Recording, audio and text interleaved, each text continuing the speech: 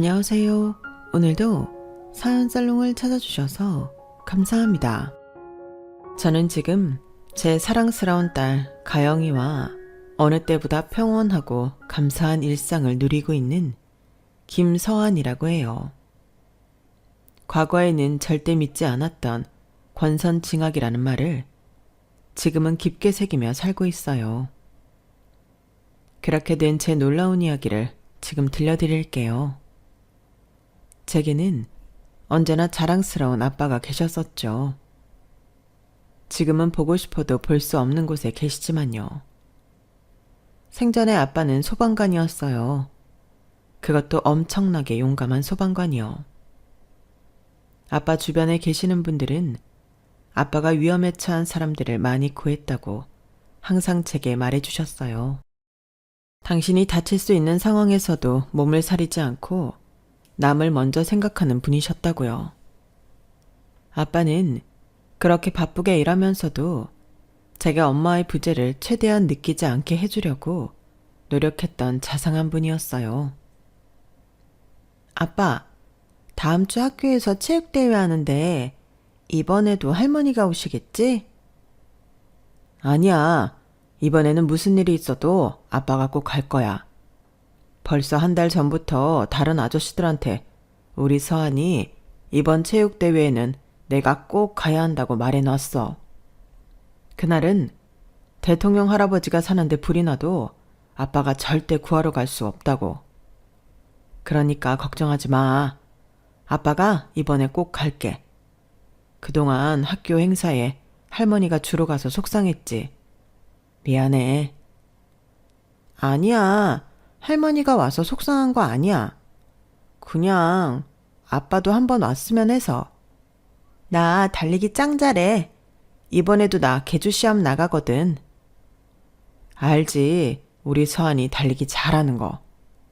아빠가 소방서 아저씨들한테도 우리 서한이 자랑을 얼마나 많이 했는데. 진짜?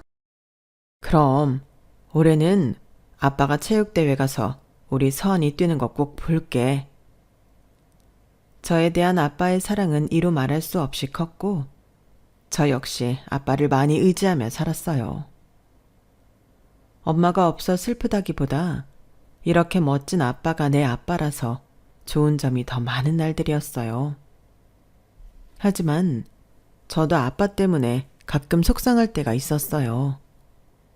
아빠가 다치거나 아파서 집에 돌아오면 제가 할 수 있는 건 아프지 말라며 우는 것밖에 없었죠. 그럴 때마다 아빠는 우는 저를 달래며 아빠는 마냥 괜찮다, 하나도 안 아프다 라고 하셨죠.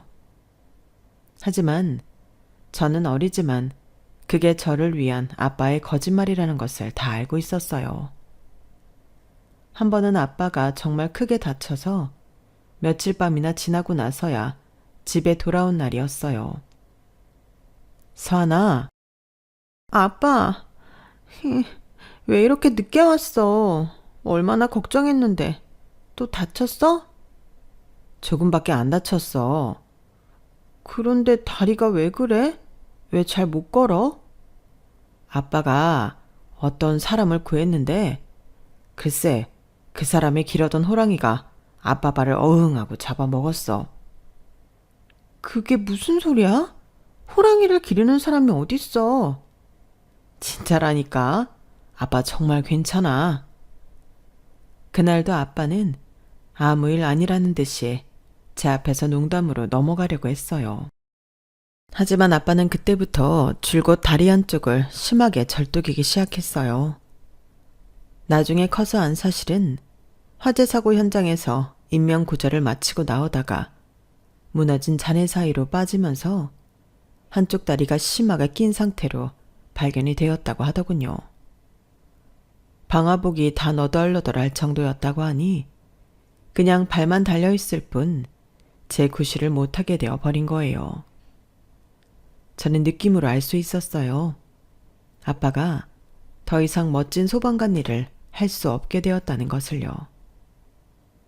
제 앞에서 힘든 티를 한 번도 낸 적 없는 아빠였지만 그날 이후로 아빠의 눈은 너무 슬퍼 보여 똑바로 쳐다볼 수가 없었어요. 얼마 후 아빠는 어쩔 수 없이 소방서를 떠나고 말았어요. 그래도 제게는 여전히 굳건한 모습을 보여주려 애썼어요. 몇 달 후 아빠가 저를 불러놓고 조용히 말했어요. 서한아, 지금부터 아빠가 하는 말 잘 들어. 서한이는 서울에서 계속 살고 싶어? 서울에서? 그렇구나. 서울이 좋아? 친구들도 많고 맛있는 것도 많잖아. 그래, 그런데 서한아, 아빠는 이제 다리를 다쳐서 소방관이 아니잖아. 앞으로 무슨 일을 하면서 살아야 할까 생각을 해봤거든. 그런데 마침 어떤 좋은 분이 아빠한테 아주 낭만적인 제안을 해주셨거든. 제안?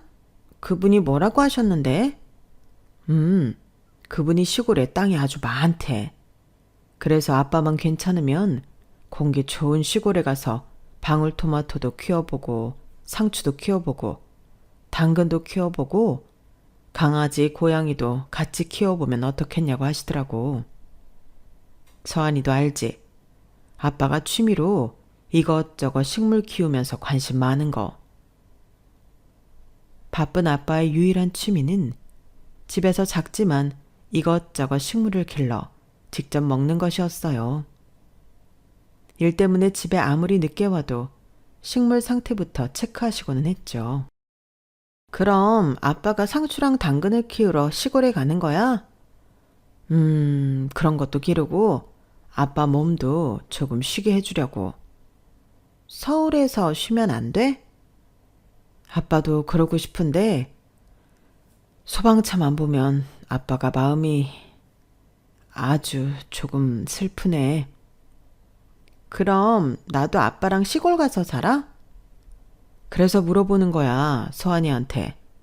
아빠랑 같이 시골에 가서 살아도 괜찮은지, 아니면 서울에서 할머니랑 사는 게 더 좋은지, 서한이가 좋을 대로 선택해 주었으면 해서.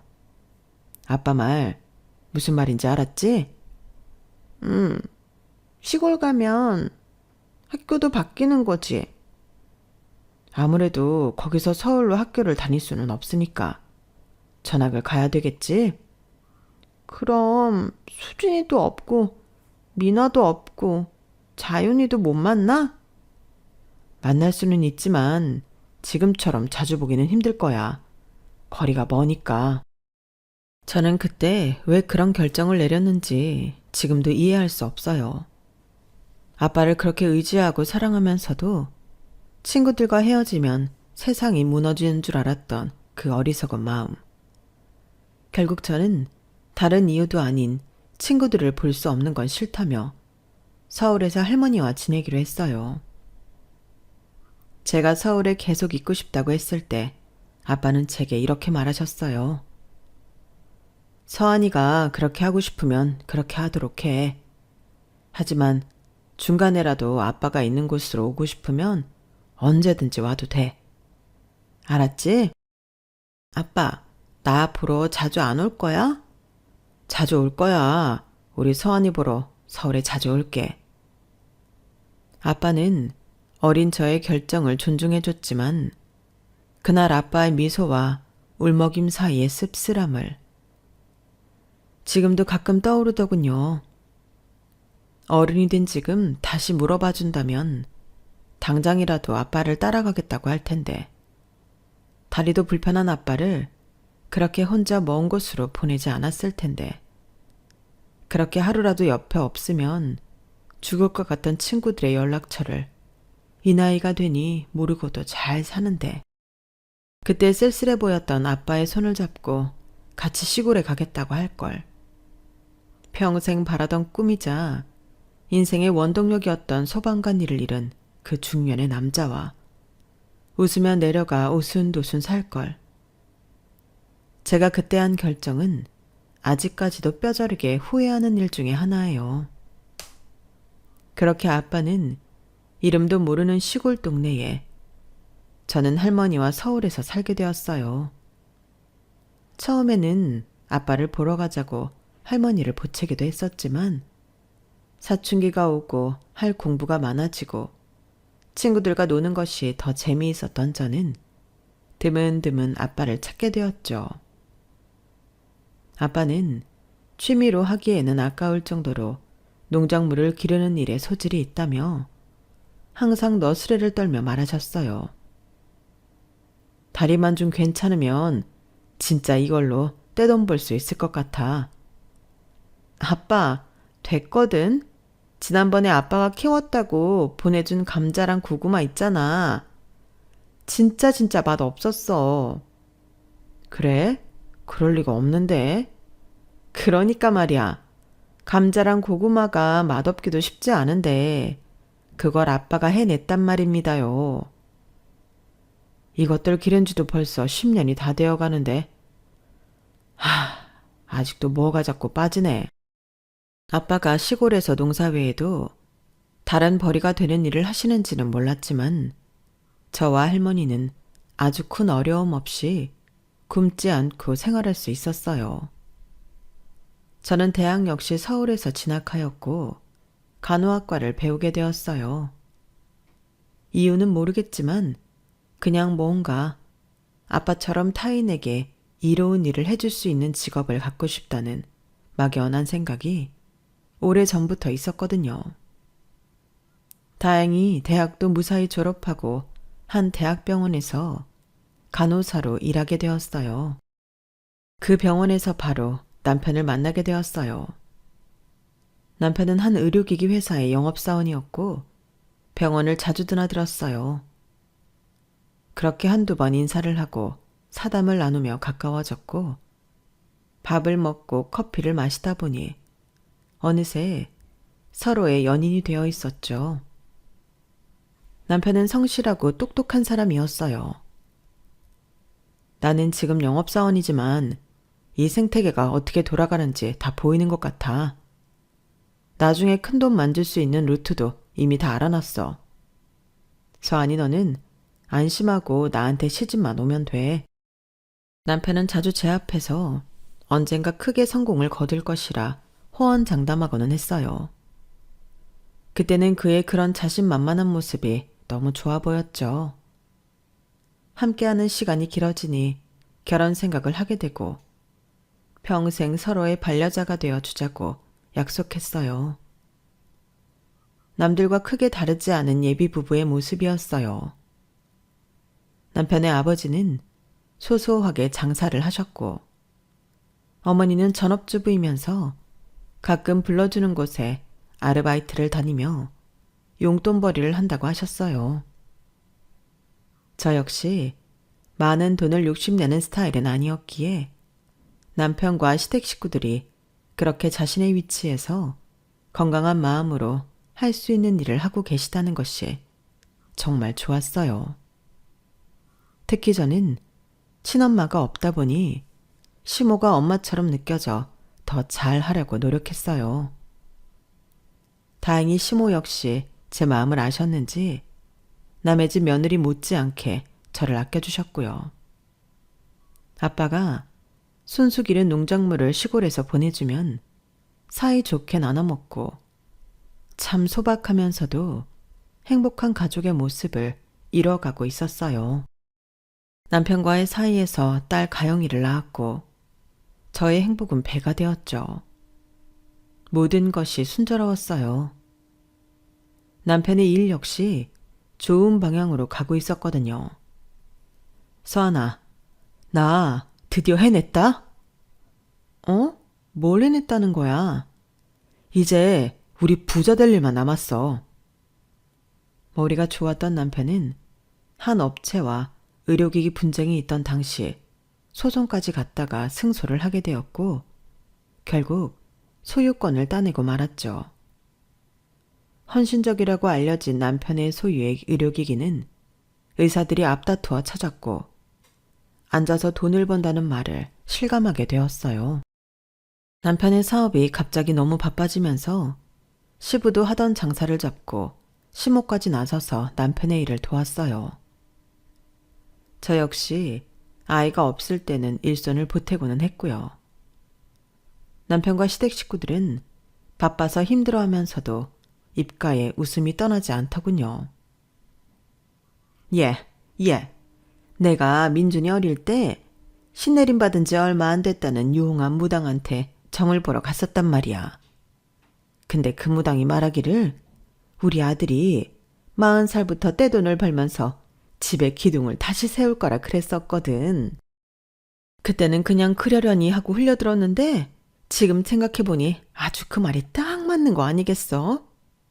민준이 덕분에 우리가 이렇게 좋은 집도 살아보고 세상에 아들 잘 두니까 내 늪팔자가 아주 확 피네. 시몬은 예전에 전본 일까지 꺼내며 남편이 승승장구하고 있는 사업을 입에 침이 마르도록 칭찬하고 다녔어요. 20평 남짓한 작은 빌라에서 살다가 넓직한 앞마당에 있는 2층 집 단독주택을 사며 부자 대열에 합류하게 되었거든요. 가끔 아르바이트를 하며 용돈벌이가 쏠쏠하다고 했던 시몬은 이제 백화점에서만 식재료를 사고 최고급 원두로 만든 커피만 즐기는 여사님이 되어 있었죠. 아버님 역시 비싼 시계며 양복을 빼입고 여기저기 돈 자랑을 하러 다니시고는 했어요. 처음에는 저도 너무 좋았어요.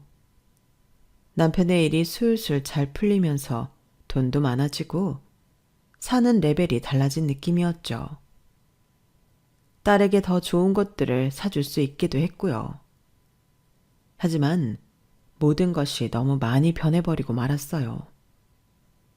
성실하고 도전적이었던 남편은 돈을 벌면 벌수록 탐욕스럽게 변하기 시작했어요. 가영 아빠, 이번에 그 기기에 아직 테스트 완전히 안 끝났다고 하지 않았어? 그런데 그렇게 막 출고해도 돼? 그거 별거 아닌 테스트, 금방 합격이라고. 조금 앞당겨 파는 것일 뿐인데. 그래도 의료기기는 다른 것보다 훨씬 깐깐하게 보이잖아. 내가 다 쏜써놨다니까. 설마 그 테스트 담당하는 사람한테까지? 아주 돈을 꾸러미로 갖다 바치니까 입이 찢어지던데 뭐. 돈으로 안 되는 게 어딨어. 죽은 사람도 살려내겠더만. 당신 지금 장난해? 왜 그렇게 어마무시한 짓을 했어? 그거 테스트 통과하고 진행해도 늦지 않잖아. 그거 한 대로는 남는 게 얼마인 줄 알고나 그래? 간호사 일만 하다가 이쪽 일로 들어와서 돈 좀 만지게 해줬더니 나한테 이래라 저래라 하냐? 아니, 불법적인 일을 하니까 그렇지. 돈이면 다 해도 돼. 시끄러우니까 그만 얘기하고 나가 있어.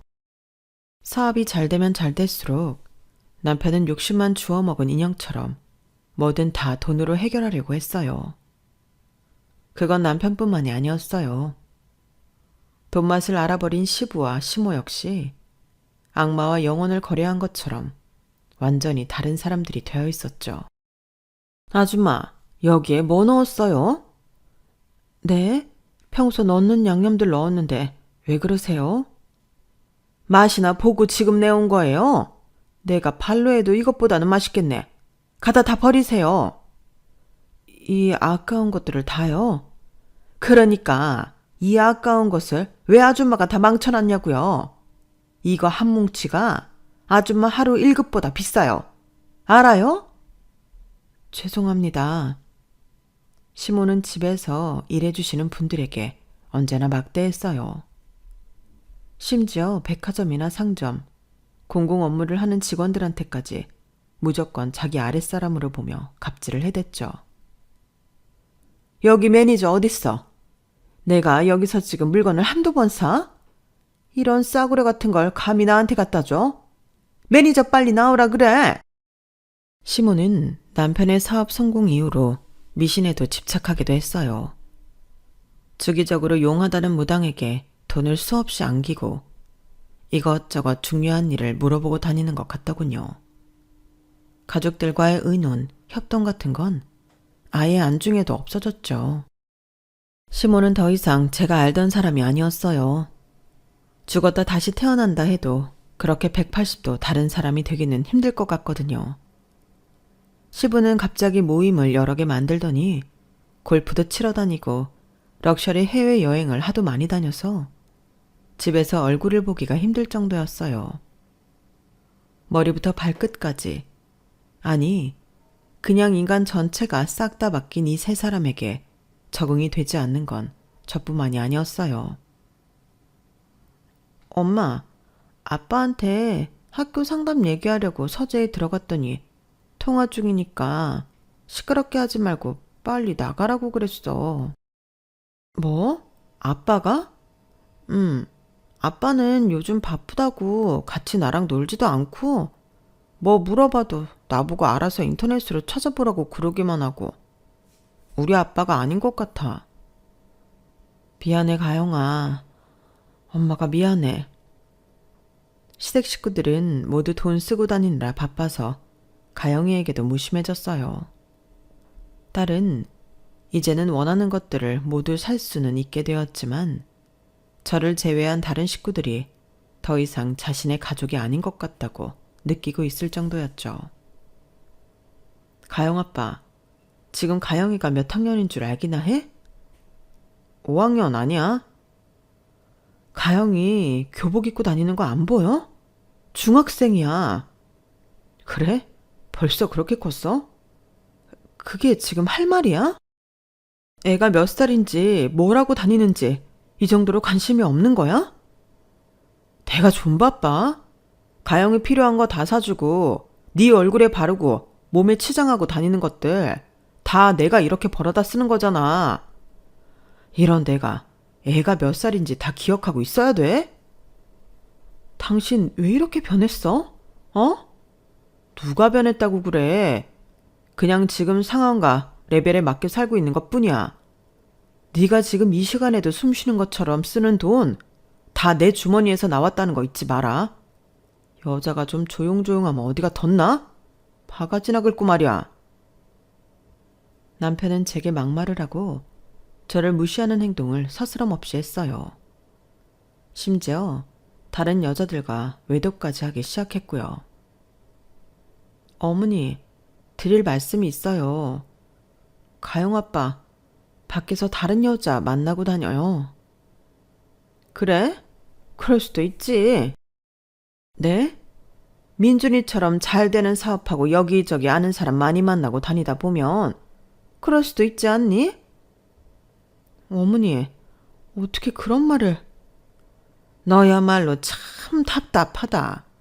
그냥 그러려니 해. 너도 할 일 많잖아.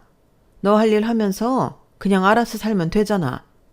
뭐 부족할 것도 없으면서 신경을 그렇게 쓰고 사니? 남편이잖아요. 가영이 아빠고요. 남자들 어차피 다들 한 번씩 그래. 그러다가 다시 돌아오고 그런다고. 그리고 지금 민준이가 뭐 너랑 이혼하겠다는 것도 아니고 돈만 잘 벌어다 주는데 너도 그냥 못 보고 못 들은 것처럼 살아. 저는 이 모든 것이 몰래카메라였으면 좋겠다고 생각했어요. 모두가 장난으로 저를 속이고 있는 중이라고 믿고 싶었어요. 다른 여자를 만나는 남편도 그걸 그냥 못 본 척하기만 하면 된다는 시모도 모두 제정신이 아니었죠. 저는 이 집 사람들에게 오만 정이 떨어지고 구역질이 났어요. 이 집 사람들과 헤어질 결심이 필요했어요. 하지만 참 타이밍이 나쁘게 맞아떨어지는 일들이 벌어지기 시작했어요. 아빠, 전화 목소리가 왜 이렇게 안 좋아? 어디 아파? 아니야, 괜찮아.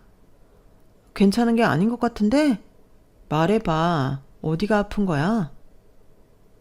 충격적이게도 아빠가 폐암에 걸렸고 좋은 결과를 기대하기는 힘들 것 같다는 소식을 듣게 되었어요. 할머니까지 돌아가시고 제 유일한 의지가 되어주었던 아빠까지 아프다니. 그동안 혼자 시골에 있는 걸 알면서도 조금 더 신경 쓰지 못했던 제 자신이 너무 밉고 한심스러웠어요. 저는 싫다는 아빠를 억지로 서울로 모셔왔어요. 서하나, 이렇게 안 해도 돼. 아빠 그냥 지내던 곳에서 계속 있어도 돼. 뭘 계속 있어도 돼. 거기는 제대로 된 큰 병원도 없잖아. 서울에서 내가 아빠 치료받게 할 거야. 실력 좋은 의사 찾아내서 아빠 오래오래 살게 해달라고 할 거야. 흐르는 눈물을 주체할 수 없었어요. 아빠를 모시고 유명하다는 의사를 모조리 찾아다녔어요. 하지만 모두 같은 대답이더군요. 수술은 가능하지만 지금 암이 워낙 많이 진행되어서 100% 제거할 수 있다고 장담은 드리기 힘듭니다. 오히려 많이 약해진 체력인데 수술까지 감행하면 환자분이 더 힘드실 수도 있어요. 수술을 하느냐 마느냐를 저희가 결정해드리기는 힘들 것 같습니다. 저는 그래도 마지막 희망의 끈을 놓지 않고 아빠를 설득해 수술을 받기로 했어요. 결국 의사도 적극적으로 권하지는 않았던 수술을 하게 되었고 결과는 역시나 좋지 않았어요. 개복을 해보니 생각보다 상황이 더 안 좋습니다. 죄송합니다. 아빠의 몸은 의사들도 손을 놓을 정도로 심각한 상태가 되어버린 거예요. 저는 아빠와 1분 1초라도 함께 있으려고 병원 간병 생활을 자처했어요. 서하나, 가영이랑 조서방에 기다리잖아. 집에 들어가. 어? 아빠 마음이 안 좋아. 괜찮아. 아빠랑 있을래. 조서방이랑 싸웠어? 아빠는 이미 다 알고 있다는 듯이 나지막이 제게 물었고 저는 거짓말을 할 수 없었어요. 왜냐면 아빠가 서울에 올라오고 병원에 입원과 검사, 수술을 하는 동안에도 남편과 시댁 식구들은 한 번도 병문안을 오지 않았거든요. 사실 나 조서방이랑 이혼할까 해. 조서방 사업이 잘 되니까 자꾸 뭐가 삐걱거리니? 아빠 뭐 돗자리 깔아야겠네. 아빠는 모르는 거 없다니까. 우리 서한이 힘들어서 어쩜 좋니? 아빠까지 괜히 여기 와서 우리 딸 힘들게만 하네. 제발 그런 말 하지 마. 힘들긴 뭐가 힘들어?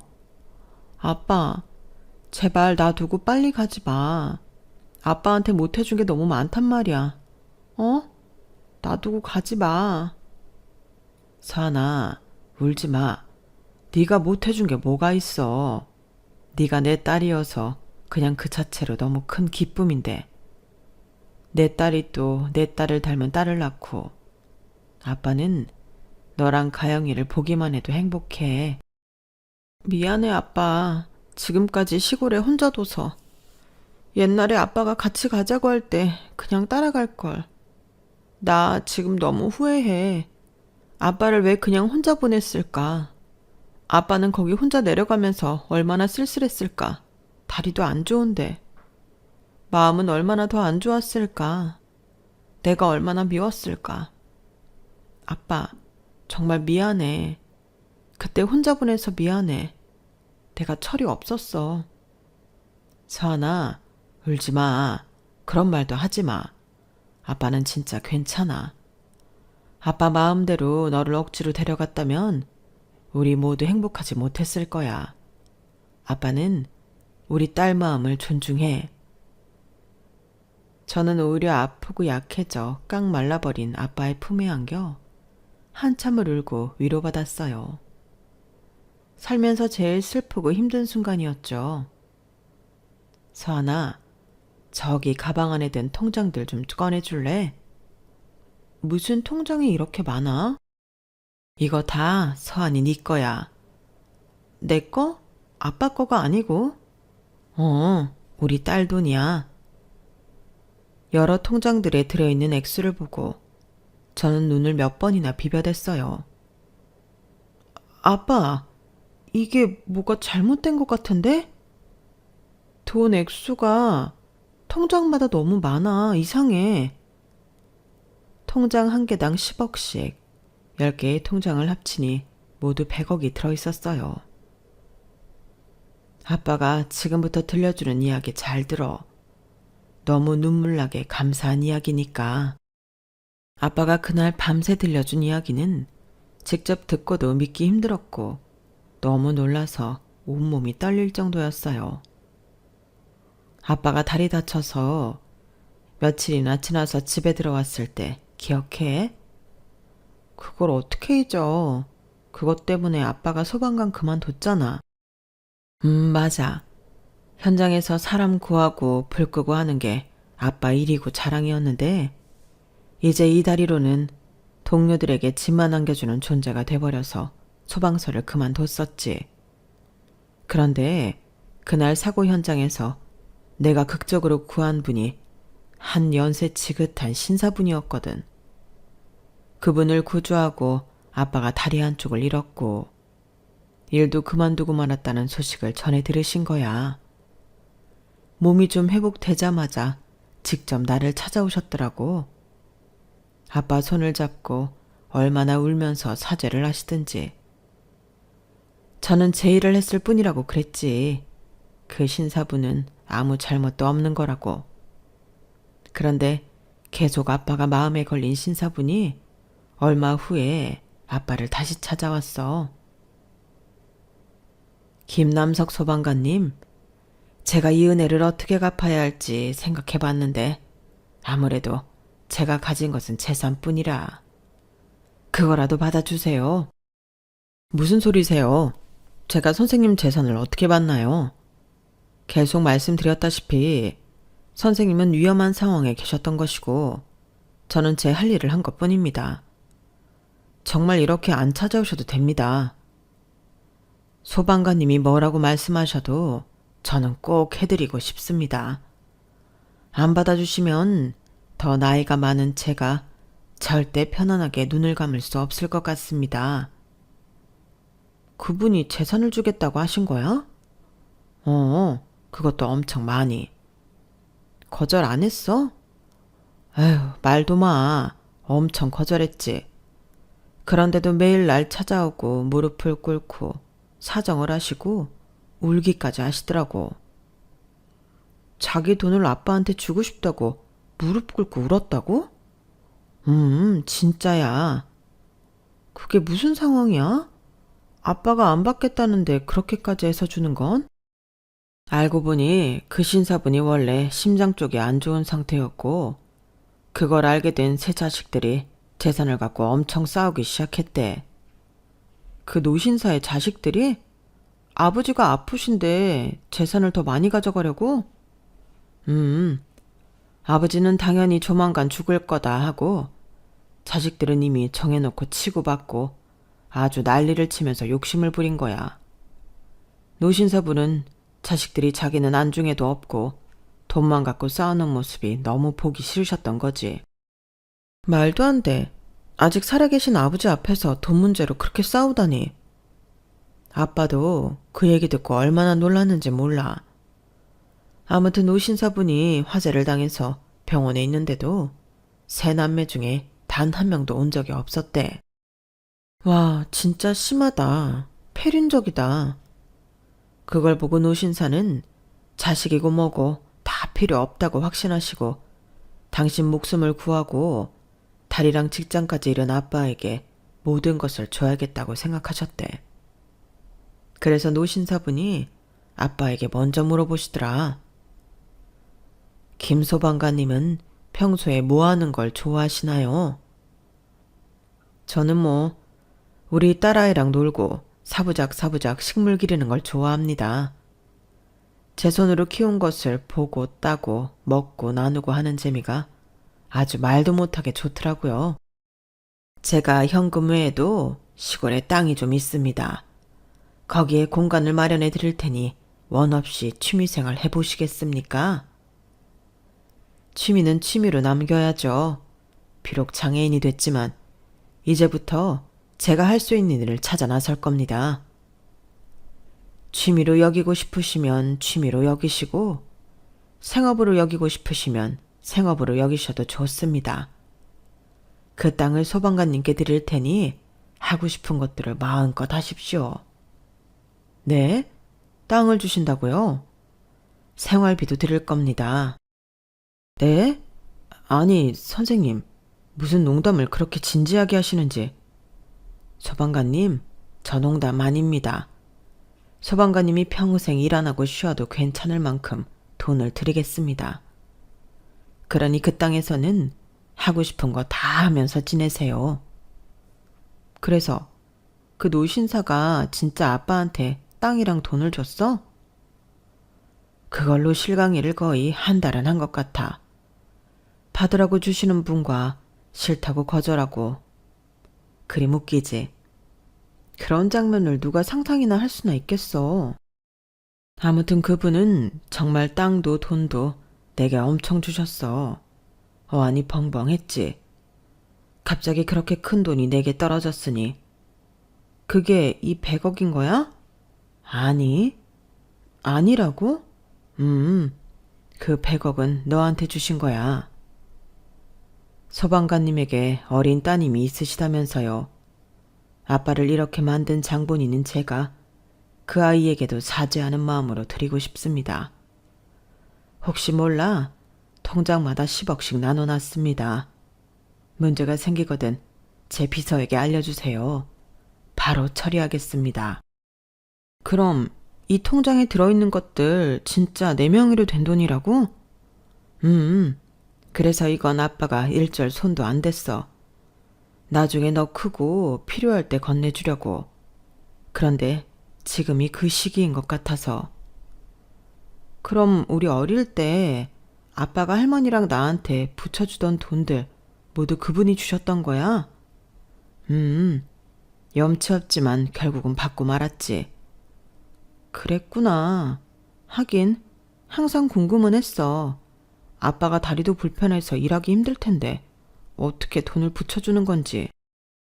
혹시라도 큰 돈을 보내면 자만해지거나 욕심부릴까 딱 필요한 만큼만 보냈었어. 미안해. 아니야, 아빠가 왜 미안해. 나 헛된 생각 품지 말라고 가르쳐준 거잖아. 그래서 나 얼마나 열심히 공부하고 열심히 살았는데. 고마워, 우리 딸. 내가 더 고맙지. 참, 그래서 그 노신사분은 어떻게 됐어? 그렇게 내가 감당하지 못할 만큼 많은 것들을 주시고는 몇 년 뒤에 부고장을 받았어. 돌아가셨다고. 돌아가셨구나. 그런데 그분들 자식들이 가만히 있었어? 난리 났을 것 같은데. 당연하지. 그런데 그분이 돌아가시기 전에 법적으로 전혀 문제 안 생기도록 꼼꼼하게 처리해 놓으셨더라고. 한동안 이를 바득바득 깔며 찾아오던 자식들도 어쩔 수 없이 돌아서더라고. 나한테는 100억, 아빠한테는 땅이랑 돈을 얼마나 주셨는데? 300억. 뭐? 300억?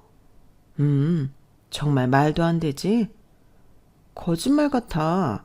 평생 구경도 못 해볼 돈인데 그걸 아빠한테 주다니.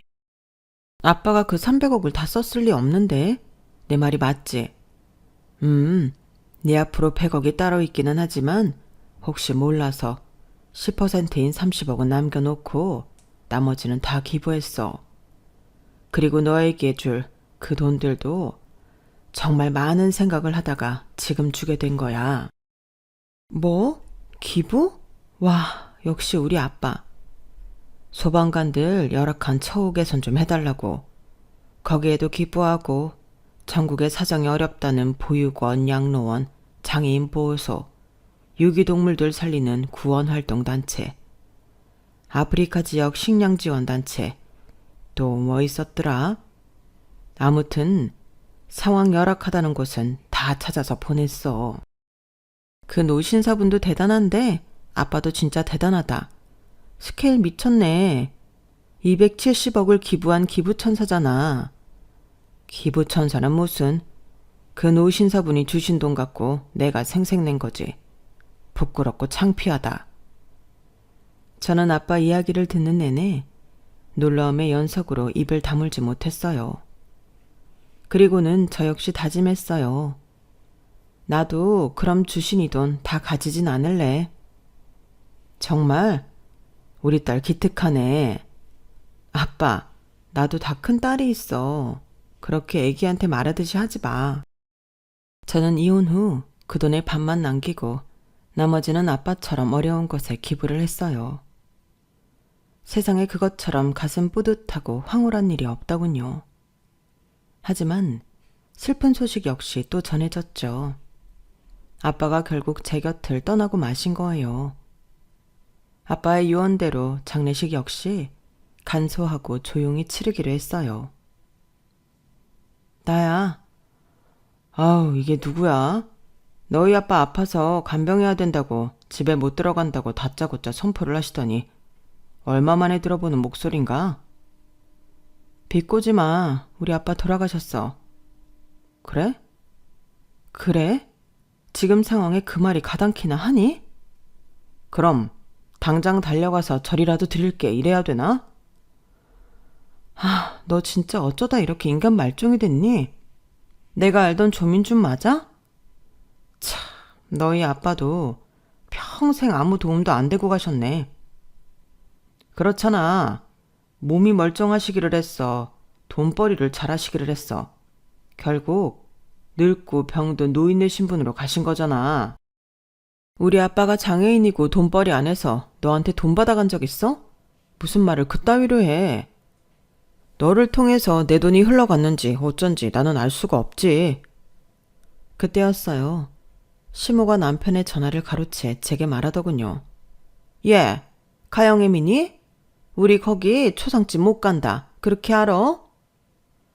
사돈이에요. 다른 먼 것도 아니고 같은 서울 하늘 아래 있는 장례식을 못 온 이유가 뭔데요? 지난번에 보살님이 이번 달에 있는 모든 장례식에 우리 식구 아무도 가지 말래. 보살님이 나한테 가면 더러운 귀신 붙어서 민준이 사업 말아먹는다면서 절대 가지 말라고 신신당부를 하더라. 그 얘기를 듣고 거기를 우리가 어떻게 가니? 저는 그 뒷얘기는 듣지도 않고 바로 전화를 끊어버렸어요. 들을 가치도 없었죠. 무당의 말을 철석같이 믿고 우리 아빠 병원은커녕 장례식까지 못 온다고 말하는 저 인간들이 정말 사람이 맞나 싶더라고요. 결국 조용하고 쓸쓸하게 아빠의 장례식을 마치게 되었어요. 저는 장례가 모두 끝나고 남편과 이혼 절차를 밟았어요. 돈밖에 안 보이는 그 인간은 딸의 양육권도 아주 자연스럽게 제게 넘기더군요. 지금까지 그들이 한 짓을 생각하면 소송을 흙탕물로 끌고 갔어야 마땅하지만 평화롭게 합의 이혼으로 끝낸 이유는 따로 있었어요.